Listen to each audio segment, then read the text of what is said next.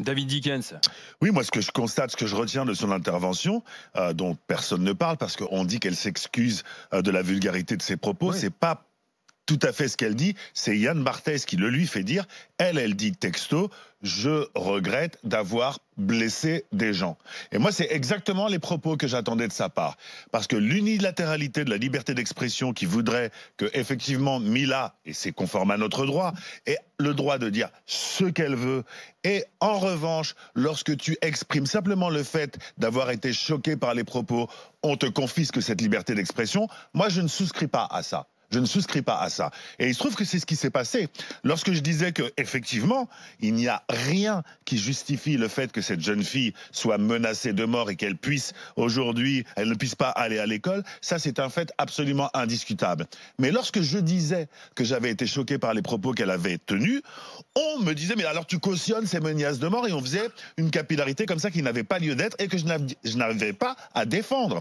C'était tellement inaudible, c'était tellement un vacarme assourdissant que quand tu tenais les propos que je tenais, tu étais devenu un terroriste islamiste. Donc ça, c'est n'importe quoi. Et je me réjouis de voir qu'elle-même, elle tient des propos qui sont plus nuancés que les gens qui la défendaient encore la semaine dernière. Sauf que même avec ses excuses, elle reste quand même dans un état de menace, déscolarisation. Mais bien sûr. Et elle le dit elle-même. Elle dit, moi, tout ce que je veux, c'est reprendre une vie normale. Je crois que personne, il y a aussi un droit, il y a aussi en fait, dans cette situation en général, ce qui permet aux victimes, comme elle l'est là, d'être tranquilles, c'est le silence. Il se trouve qu'à chaque fois qu'on va parler d'elle, on va attiser la haine qu'elle provoque chez beaucoup de débiles. Faut dire les choses telles qu'elles sont. Les gens qui l'insultent sur les réseaux sociaux et qui la menacent ne sont pas des gens très intelligents. Donc à chaque fois qu'on reparlera d'elle, parce qu'il n'y a pas de débat là, à chaque fois qu'on reparlera d'elle, vous aurez les gens qui sont contre qui se prononceront, et vous serez les gens qui seront pour. Non mais David, le débat, David, je pense n'est pas. Pardon, Jérôme, mais le débat n'est pas pour ou contre ses propos. Je pense que personne ne défend ses propos. C'est ce qu'on a demandé la semaine dernière quand on me demandait est-ce que je suis Mila, c'était bien ça. Non, c'est là où tu te trompes. C'est quand on dit je suis Charlie, c'est pas j'aime Charlie. On parlait pas de Charlie.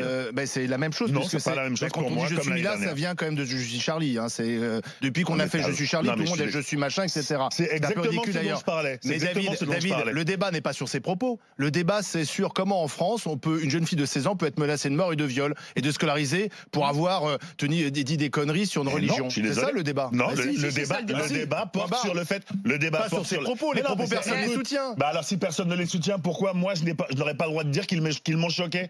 Mais tu peux être choqué. Pourquoi tu limiterais le curseur? Moi, il y a plein de choses dans ma vie qui me choquent. Je ne menace personne de mort et de viol. Là, on est tout à fait d'accord. Pourquoi c'est quand c'est cette religion, il y a des menaces de mort? Sauf que vous faisiez encore la semaine dernière, le raccourci sur quand je disais que ces propos me choquaient, vous disiez ah bah tu cautionnes les menaces de mort. C'était exactement ce que vous avez dit la semaine dernière. Alors Jérôme Marx, c'est faux, mais bon.